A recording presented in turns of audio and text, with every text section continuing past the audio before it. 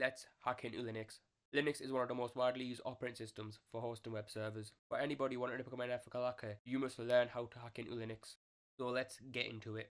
One of the first things you need to do is first click on terminal. So you click on terminal. Now we need to scan the network. We need to find out what ports are open. We can use a tool called Nmap.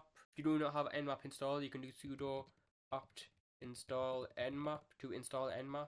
Since I already have it installed, I don't need to. I'm going to do nmap. I'm going to do --health since I'm a complete beginner. And if you scroll up, you'll be able to get some helpful options. The options that we're interested in is service version detection, as certain versions of a service can have vulnerabilities. And that's what we want to look at. And this is Nmap's script engine. This will help us look for scripts which we can use. SC is default scripts.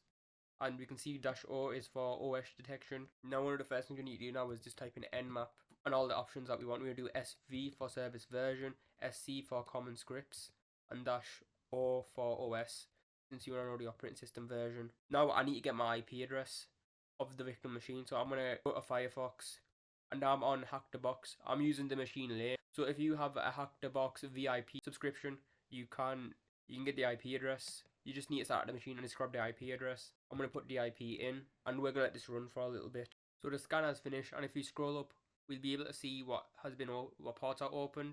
We can see we have FTP. If you don't know what FTP is, we can just Google it up. We can just type in what is FTP. But for those of you that don't know, it stands for File Transfer Protocol. It's used to transfer files between computers on a network. One of the things about FTP which is interesting is that if you go back to the Nmap scan, we can see that anonymous login is enabled. Anonymous login allows us to log into FTP without any passwords. So we can just type in, so we can just get the IP address again and just log into FTP. And if we do non-emus, and if you just press enter, we can see we can log into FTP. So if we do ls/la, we can see right now that we have nothing in FTP, which shows that this is a dead end. Sometimes you can upload files to FTP by pressing put, and you can just upload any file on your current directory. But for me, I can't upload any. I don't really want to upload anything, so I'm going to press exit to exit the service. So we can go back to the Nmap scan and see what other ports are open. Ports are just services that run on a certain number, so we can see that the FTP service runs on the port 21. And we can see SSH, which is used to log in. We can see that we have two other ports here which are very interesting. Port 445, if you watch my Windows video about how to hack Windows, we would know that this is SMB. SMB, for you that don't know or haven't watched the past video, it's a service used like FTP to share files on a network, and sometimes this can be used to allow anonymous login. We can also see that we have a service version as well. If you remember, we did service version scan to scan for service version, and we can see that this FTP version is running VSFTPD, and we can see that SMB is also running specific version on Debian. So I'm gonna grab the version of Samba right here. We can see we get some other information that this is SMB v2, and we can see the account news was guest, and we can see that it looks like guest is enabled, so we may be able to do anonymous login as well. But first thing I'm going to do, I'm just going to grab this. So we got the service version. We can just put this in exploit and see if there's any exploits available. And if you see the last video as well, we know that Rapid7 is the maintainer of a tool called Metasploit. Metasploit is a framework for exploits, and it's a really good tool that can speed up like penetration tests. And now this website is loading up, we can see that this works for Samba. And if we check back, we are using Samba. Samba is Linux's implementation of the SMB protocol. That is, I think, was originally developed for Windows, but has been ported over to Linux as well through Samba. And we can see this allows for command execution. And this is no authentication is needed to exploit this vulnerability, since this option is used to map username prior to authentication. So we know this is a really powerful exploit. And we can see that we can use this exploit in Metasploit. So first thing I'm going to do is do clear my terminal, because I want to clear it out. Now I want to do the MSF console. I'm just going to press enter. This may take a little bit of load up, as Metasploit is a pretty big program.